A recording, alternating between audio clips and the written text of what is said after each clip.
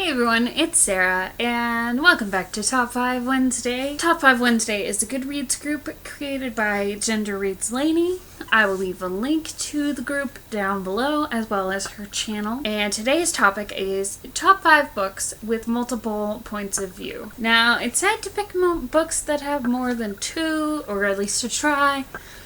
I did come up with 4 books that have more than 2, but one that only had 2. And these aren't really in any particular order. But the first book that I came up with was Don't Let Me Go by Catherine Ryan Hyde. This book goes back and forth between the point of view of Grace, who is a young child whose mother is on drugs and totally incapable of taking care of her, and the point of view of Billy, who is her agoraphobic neighbor who used to be a pretty successful dancer on Broadway. So, as you can imagine, those are 2 pretty interesting points of view, and this book overall was really, really great. I recommend it for anybody who likes kind of contemporary, thought-provoking fiction that really focuses on characters and their relationships with each other. The second book that I enjoy with multiple points of view is Jumped by Rita Williams-Garcia. This is a young adult book that kind of focuses on violence in high schools and, fights and teenage cliques, that sort of thing, and it takes place over the span of one day, and I think it's told from 3 different points of view, maybe 4, I can't really remember, but I thought this book really did a great job of having distinct voices so that you always knew which character you were reading. Even if you didn't see the name, you would know who it was based on the sound and the style in which she was writing. The next book that I came up with was Prince Lestat by Anne Rice.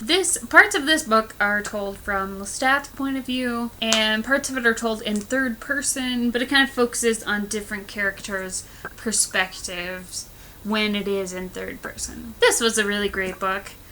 I did a review on this on my old BookTube channel, and I will link to that down below in case you want to check that out. I would recommend this for anybody who likes, vampire literature. If you liked any of Anne Rice's other vampire chronicles, you should definitely check this out. Speaking of vampires, the next book is Dracula by Bram Stoker.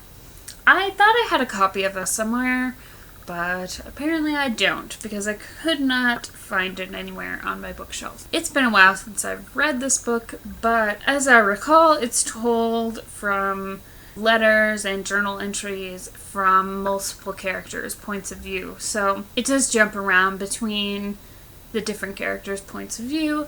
It's like, a classic horror story, gothic fiction. Who doesn't love Dracula? If you have not read Dracula by Bram Stoker, I definitely recommend doing so. Especially if you like any of the sort of modern take on vampires, you definitely need to read Dracula, because that is one of the most classic, vampire stories. And the last book on my list is A Game of Thrones by George R.R. Martin. This book is told from multiple point of views.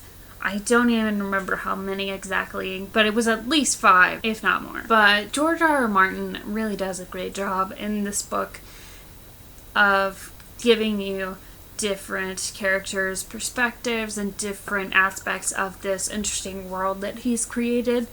And I think this book is probably the best example of why his books are so captivating and why so many people have really enjoyed this series. Alright, those are my top 5 books with multiple points of view. What about you guys? What books with multiple points of view do you enjoy? Let me know in the comments down below. If you did a video on this topic, I would love to see it.